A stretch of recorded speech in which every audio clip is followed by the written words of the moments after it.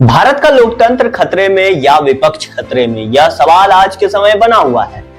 आपको बता दूं कि लोकतंत्र किसे कहते हैं, इसका इतिहास क्या है।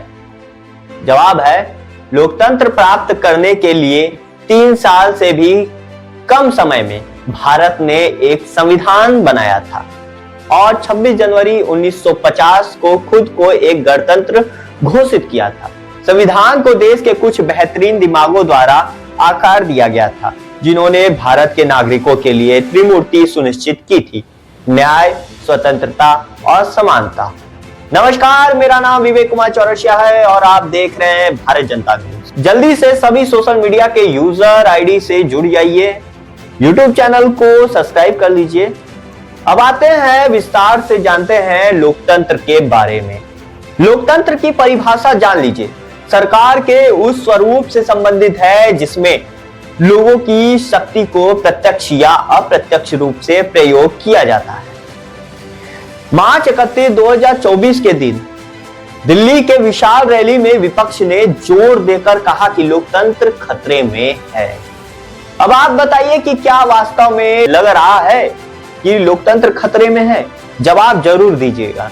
अब सवाल यह भी उठ रहा है कि भारत सरकार विपक्ष के सारे बड़े नेताओं के पीछे ईडी, सीबीआई को क्यों पीछे लगा रखा है? सीबीआई और ईडी कैसे विपक्ष के बड़े नेताओं के घर जाकर छापा मार रही है और उसे छापे में हजारों करोड़ों रुपए सामने आते नजर दिखता है। विपक्ष जब साफ सुथरा है तो वह ईडी और सीबीआई की जांच से इतना डर क्यों रहा है? और कहां से इतने सारे पैसे विपक्ष के पास आए और कब आए? विपक्ष के बड़े नेता के पास ब्लैक मनी इतना किसके सरकार में आई? यह बड़ा सवाल बन रहा। बात यहां पर यह है कि विपक्ष जब लोकतंत्र खतरे में जाने वाली सायरन बजाती है तो क्यों वह ईडी और सीबीआई की जांच को गलत ठहराती है? क्या यह लोकतंत्र का मजबूत हिस्सा नहीं है? सवाल तो सरकार पर भी उठ रहा है कि जब वह ईडी और सीबीआई द्वारा जांच कर रहे विपक्षी नेताओं में लाइन लगाया हुआ है तो विपक्षी नेता बचने के लिए पार्टी बदलना शुरू कर दी और वह भाजपा जाकर ज्वाइन कर लेती है। और एक तरफ जब भाजपा वो ज्वाइन कर लेती है तो ईडी, सीबीआई और सीआईडी का जांच रुक जाता है। वही एक तरफ विपक्ष कहती है कि 2024 अंतिम चुनाव है और भाजपा जीत जाती है तो संविधान बदल देगी। तमाम सवालों के बीच आपका यह समझ आ ही गया होगा कि लोकतंत्र खतरे में नहीं बल्कि विपक्ष मतलब कांग्रेस, जो 16 आम चुनावों में से 6 बार पूर्ण बहुमत जीती है और 4 बार सत्तारूढ़ गठबंधन को नेतृत्व किया है, कुल 49 वर्षों तक केंद्र सरकार का हिस्सा रही है। हाँ, वही खतरे में। अपने 2014 से लेकर 2019 और अब 2024 के चुनाव में ईवीएम हैक की बात सुनी ही होगी, लेकिन अभी तक किसी ने यह सिद्ध नहीं कर पाया है कि ईवीएम हैक हो सकती है। बात उठी बैलेंस पेपर से चुनाव कराने की तो उसमें भी चर्चा चल रही है, लेकिन चुनाव आयोग बैलेट पेपर से चुनाव कराने को शायद नहीं देख रहा है।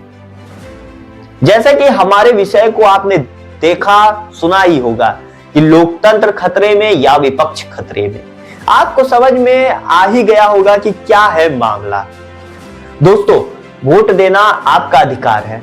संविधान को बदलना इतना भी आसान नहीं है जैसा विपक्ष बोलती आ रही है।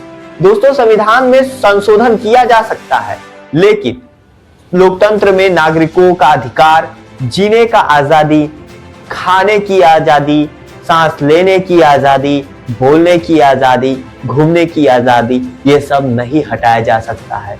यह सब बस आपातकाल के वक्त कुछ समय के लिए हटा दिया जाता है या कहे समाप्त कर दिया जाता है। जी हाँ, इंदिरा गांधी के शासन में जो आपातकाल लगा था उसमें हटा था।